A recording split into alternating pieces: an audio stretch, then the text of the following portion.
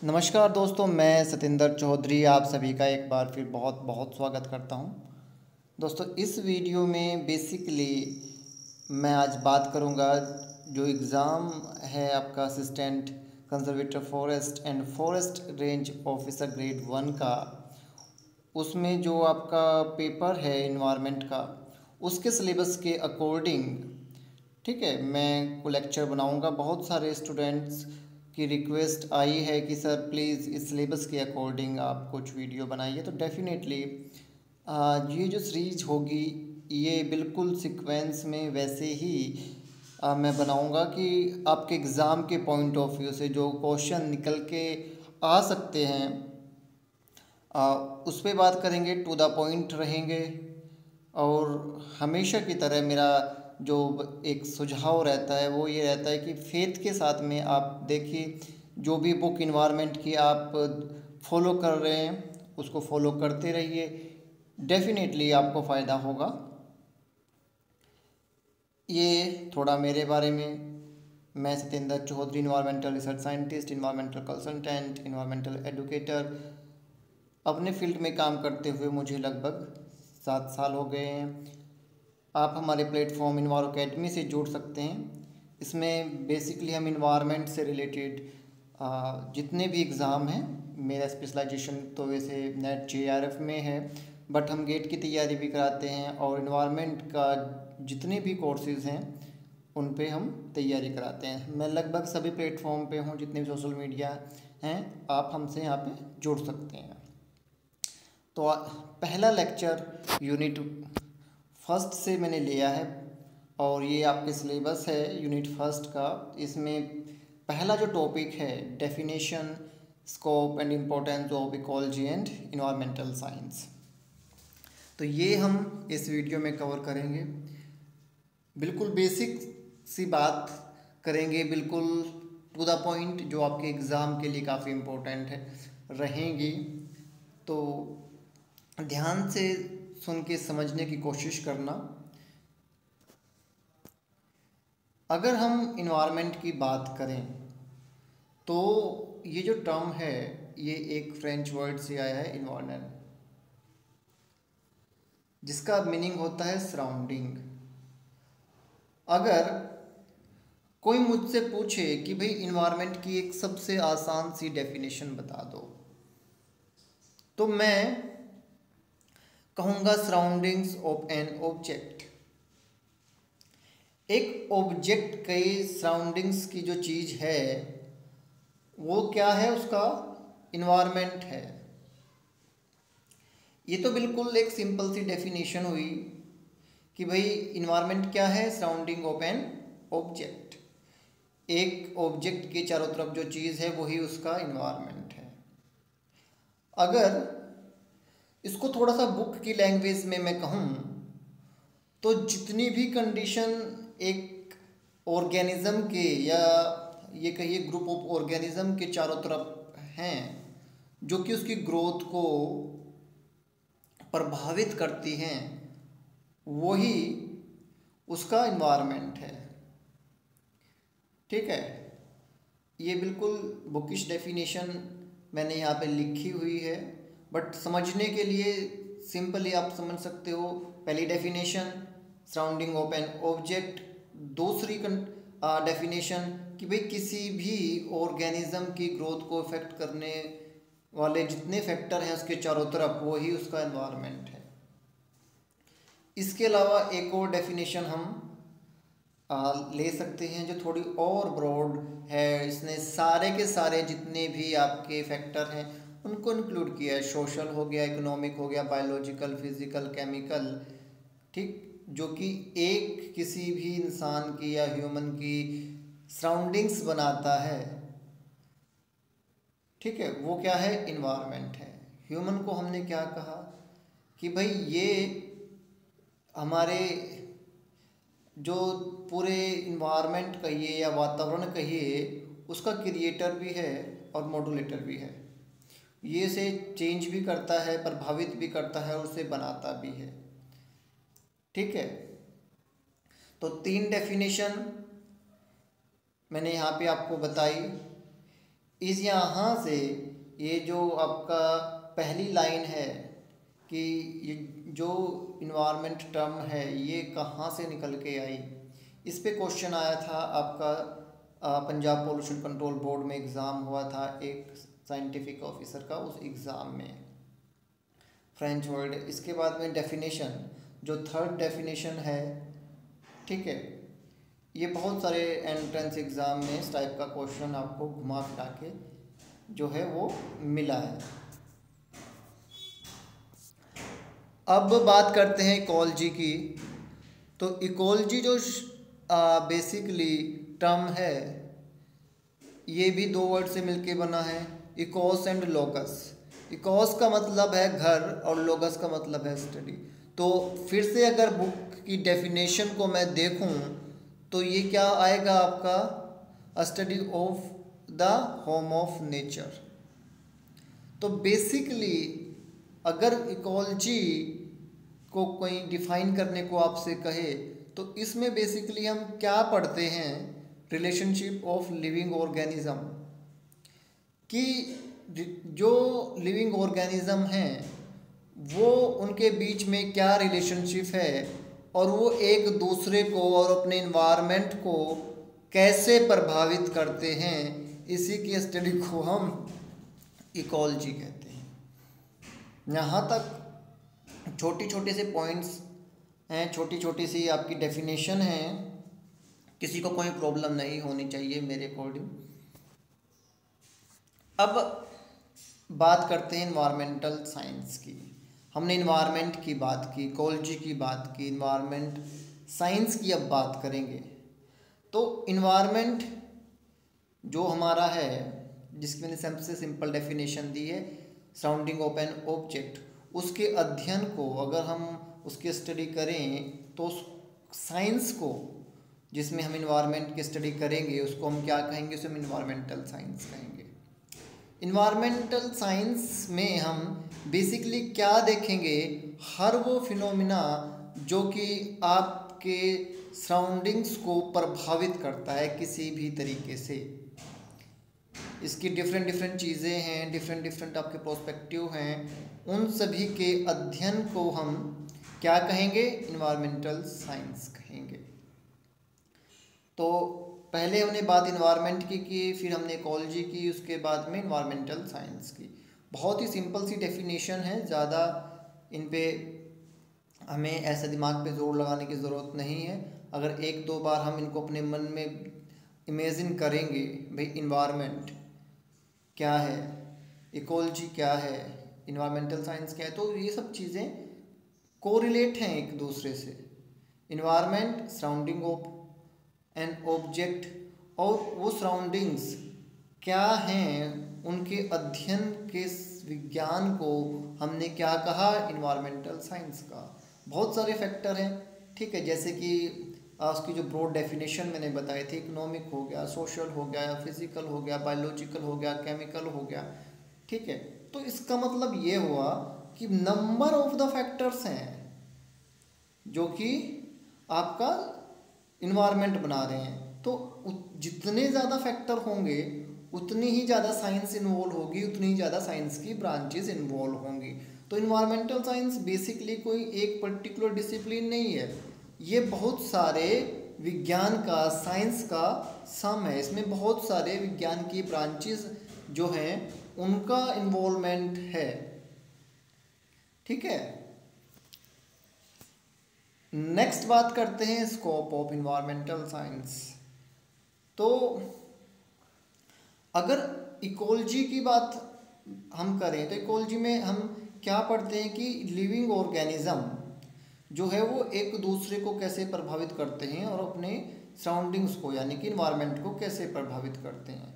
तो अगर कोई आपसे पूछे कि भाई इकोलॉजी का और इन्वायरमेंट साइंस का जो स्कोप है वो कितना एक दूसरे से डिफ़र करता है या कितना एक दूसरे से भिन्न है, तो हम पाएंगे कि ये बहुत क्लोजली एक दूसरे से जुड़ा हुआ है। क्योंकि जब भी हम ऑर्गेनिज्म की बात करेंगे तो सबसे पहले हम जो एपेक्स पे माने जाते हैं ह्यूमन, उनकी बात करेंगे, और ह्यूमन का जो इन्वायरमेंट है वो नंबर ऑफ द फैक्टर से प्रभावित होता है। तो अगर केवल हम इकोलॉजी की बात करें तो इकोसिस्टम का स्ट्रक्चर और फंक्शन पे बात खत्म हो जाती है। बट जब हम बात करेंगे scope of environmental science and ecology की, तो एक नंबर ऑफ स्कोप यहाँ पे बनते हैं। तो अगर हम इनको लिस्ट आउट करें तो सबसे पहले ecosystem structure and function. Ecosystem कैसे काम करते हैं, क्या कितने टाइप के इकोसिस्टम हैं और उनके क्या क्या फंक्शन हैं। Natural resources, A number of the natural resources हैं जो कि हमारे यूज़ के हैं या जिनको हम यूज़ कर रहे हैं, ठीक है, यूज़ के साथ साथ हम एक्सप्लॉइट कर रहे हैं। तो कहीं ना कहीं पे उनकी इन्वॉल्वमेंट जो है हम अवॉइड नहीं कर सकते नेचुरल रिसोर्सेज की। तो इसमें भी बहुत बड़ा स्कोप आ जाता है इन्वायरमेंट साइंस का। इन्वायरमेंटल पोल्यूशन कंट्रोल, जैसे जैसे साइंस ने तरक्की की है वैसे वैसे अब पोल्यूशन बढ़ा है और अब पोल्यूशन इस स्तर तक इंक्रीज हो चुका है कि हमें कहीं ना कहीं पे उसे कंट्रोल करने की ज़रूरत है। इन्वायरमेंटल मैनेजमेंट, तो इन्वायरमेंटल मैनेजमेंट टर्म जब भी आप सुनेंगे तो आपके दिमाग में ओवरऑल मैनेजमेंट आना चाहिए। इन्वायरमेंट टर्म को लोग कंफ्यूज करते हैं घास फूस से, बट ऐसा नहीं है। इन्वायरमेंट अपने आप में, जैसा मैंने बताया, कि एक बहुत ही ब्रॉड टर्म है। इसको छोटे से रूप में देखो तो सराउंडिंग ऑफ एन ऑब्जेक्ट, अगर हम इसको बड़े रूप में देखें तो जितने भी आपके फैक्टर्स हैं जो आपके ग्रोथ को प्रभावित करते हैं, चाहे वो आपके इकोनॉमिक हो, चाहे फिजिकल हो, केमिकल हो, बायोलॉजिकल हो, ठीक है, कोई भी फैक्टर जो वो सब आपके इन्वायरमेंट में आता है। तो ओवरऑल मैनेजमेंट पे हम काम करते हैं। अलग से इसके लिए कोर्सेज चलाए जाते हैं। इंडस्ट्री में बहुत बड़ा रोल है इन्वायरमेंट साइंस का। कितने सारे ऐसे प्रोसेस हैं जहाँ पे इन्वायरमेंट साइंस एक मेजर रोल प्ले करता है। रिसर्च एंड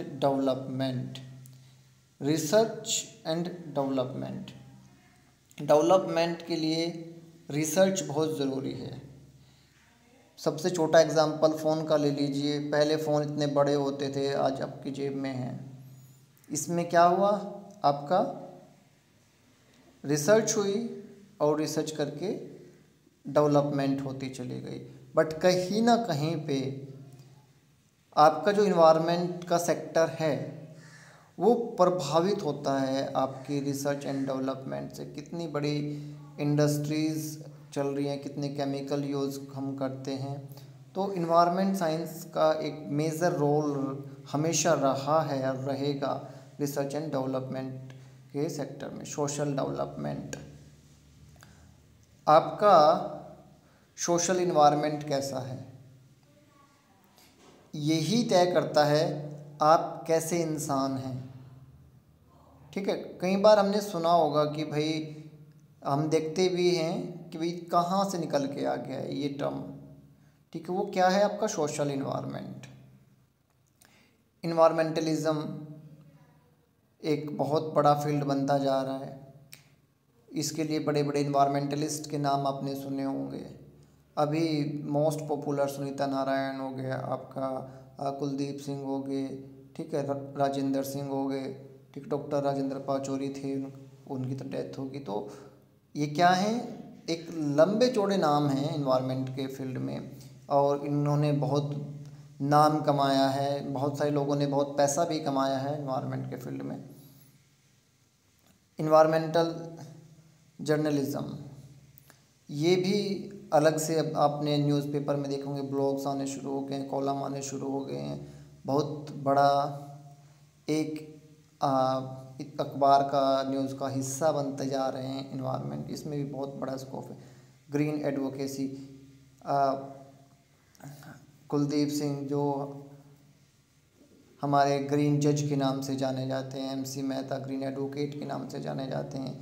कितने सारे लॉज जो हैं वो इन्वायरमेंट के बने हैं। अभी रिसेंटली जो EIA में अमेंडमेंट हुई है उस पर कितने लोग खड़े हैं, कितने उस पर पिटिशन्स फाइल हुए हैं। तो लॉ के फील्ड में भी बहुत बड़ा स्कोप है एनवायरनमेंट साइंस का। Green marketing, green product, eco friendly, नाम ही ऐसा आ गया है कि लोग सुनते ही एकदम से कहते हैं भाई हाँ ये चीज़ अच्छी होगी अगर इको फ्रेंडली है तो। इसमें भी बहुत बड़ा आपका स्कोप है एनवायरनमेंट साइंस का। ये बेसिकली सारे के सारे ब्रॉडली मैंने यहाँ पे इंक्लूड किए हैं जितने भी स्कोप है ज़्यादातर। ठीक है, ये आपकी बेसिक नॉलेज के लिए है। इस पे आपको इंटरव्यू में कोई क्वेश्चन कर सकता है, but most of the time यहाँ से क्वेश्चन आने के चांसेस बहुत कम रहते हैं।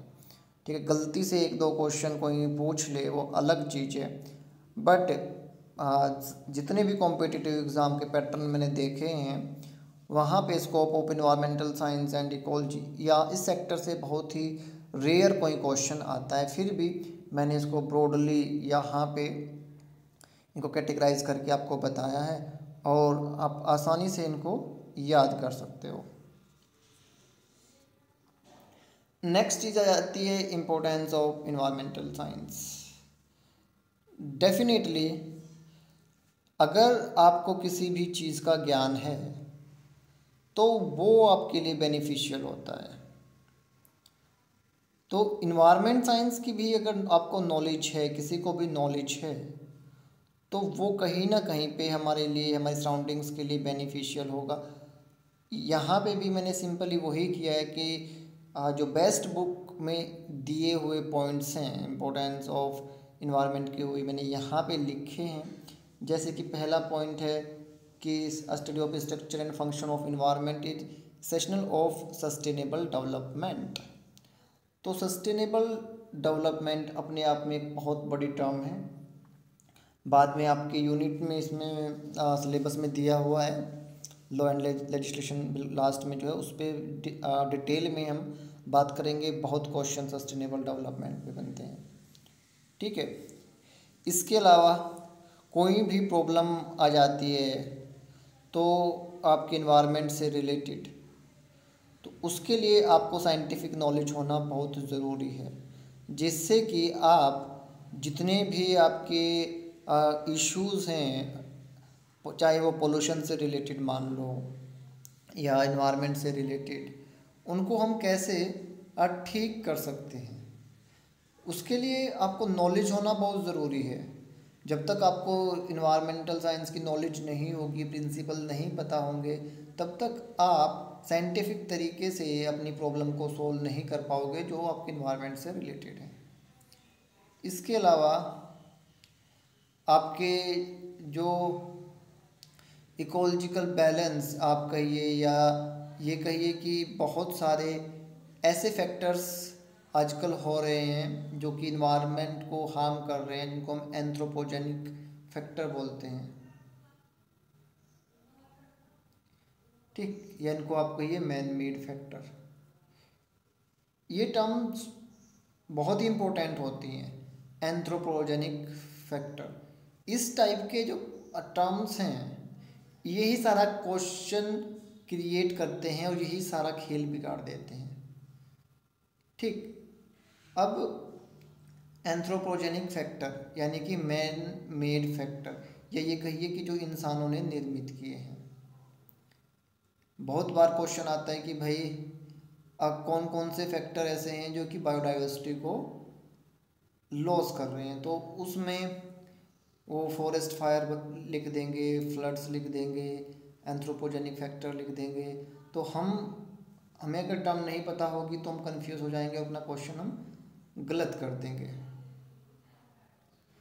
ठीक है, अगेन फिर नेक्स्ट पॉइंट आता है सस्टेनेबल डेवलपमेंट का, कि कैसे हम अपने इकोनॉमिक, सोशल और इन्वायरमेंट, तीन बेजर फैक्टर हैं, उनके बीच में बैलेंस बना के रखें। इसके लिए इन्वायरमेंटल साइंस की नॉलेज होना आपको बहुत ज़रूरी है। इन्वायरमेंट साइंस जैसे मैंने बताया कि डिफरेंट साइंस का कॉम्बिनेशन है, ये कोई एक पर्टिकुलर साइंस की बुक नहीं है। तो सस्टेनेबल डेवलपमेंट अगेन मैंने बताया कि बहुत इंपॉर्टेंट टर्म है। इस टर्म पे बहुत क्वेश्चन आपको मिलने वाले हैं, ठीक है। अगेन फिर वही चीज़ आ जाती है कि आपके formulating the broad social economic, और आपके जो बेसिक, अगर मैं बात करूं कि इन्वायरमेंट की जो प्रॉब्लम है वो क्यों हो रही है, क्योंकि हम डेवलपमेंट चाहते हैं और डेवलपमेंट के नाम पे हमने फॉरेस्ट को कट किया, एनवायरनमेंट में रिवर को पोल्यूट किया, और जिससे कि बहुत सारे आपके जो एनिमल्स हैं उनकी एक्सटिंक्शन की नौबत आ गई है। तो इन सब प्रॉब्लम को देखते हुए हमें एक ऐसा साइंस चाहिए, एक ऐसी ब्रांच चाहिए जो कि सभी की सभी प्रॉब्लम जो कि इन्वायरमेंट से जुड़ी हुई हैं वो सोल्व हो सकें। तो इसका लिए इन्होंने इन्वायरमेंट साइंस एक ब्रांच बनाई थी, और इस ब्रांच में जितने भी साइंस हैं उनका मेन मोटिव यही है कि भाई हम सस्टेनेबल डेवलपमेंट करें, अपना जो इकोसिस्टम है उसके फंक्शन को समझें, अपनी इकोनॉमिक ग्रोथ को ऐसा रखें कि भाई हमारा जो इन्वायरमेंट है वो डिग्रेड ना हो। ये सार है, ठीक है। ये इसका निचोड़ है इन्वायरमेंटल साइंस के इम्पोर्टेंस का। इस पे भी क्वेश्चन ज़्यादातर नहीं बनते हैं, बट फिर भी एक आध क्वेश्चन अगर घुमा के कोई आपको दे दे तो यही पॉइंट है, इन्हीं पॉइंट से निकल के आपको कोई क्वेश्चन मिल सकता है। जैसे मैंने बताया पॉइंट टू पॉइंट बात करेंगे बिल्कुल सटीक आपके एग्ज़ाम को लेके। थ्योरी ऐसे पढ़ के कोई फ़ायदा नहीं है। एग्ज़ाम में जो क्वेश्चन आपको मिलेंगे या मिल सकते हैं उन पे आपका एम्फेसिस होना चाहिए अगर आपने एग्ज़ाम क्लियर करना है। अगर आपने जस्ट ये देखना है कि भाई कितनी ज़्यादा थ्योरी बोल दी है, कितना ज़्यादा कंटेंट दे दिया है, क्वालिटी और क्वांटिटी में बहुत फ़र्क है। क्वालिटी पे ध्यान दो, अपने सिलेबस के अकॉर्डिंग ये देखो कि कौन सा टॉपिक जो है वो आपके लिए इम्पोर्टेंट है, उस पे कितने क्वेश्चन आपको बन सकते हैं। यही तरीका होता है एग्ज़ाम को क्लियर करने का। इसमें जितने भी टॉपिक मैं करा सकता हूँ लगभग सारा सिलेबस जो है उसमें से कुछ राजस्थान से रिलेटेड कुछ टॉपिक हैं। अभी राजस्थान से बहुत सारे बच्चों का मैसेज आया था तो उनको मैं स्किप करूँगा, ठीक है। बाकी जितने टॉपिक हैं definitely I will try my best कि मैं केवल एग्ज़ाम के पॉइंट ऑफ व्यू से आपको बताऊं, पढ़ाऊं। तो दोस्तों उम्मीद करता हूं कि ये जो बिल्कुल बेसिक सी मैंने एक वीडियो से शुरुआत की है ये आपको समझ में आई होगी। आगे थोड़ी कॉम्प्लेक्स चीज़ें आएंगी, थोड़ा सा प्योर इन्वायरमेंट शुरू हो जाएगा यूनिट 2 और 3 सो ऑन से। तो धीरे धीरे पढ़ते रहिए, सीखते रहिए, मुस्कुराते रहिए। आपका एग्ज़ाम ज़रूर क्लियर हो। मेरी बेस्ट विशेज़ आपके साथ में है। God bless you. Thank you.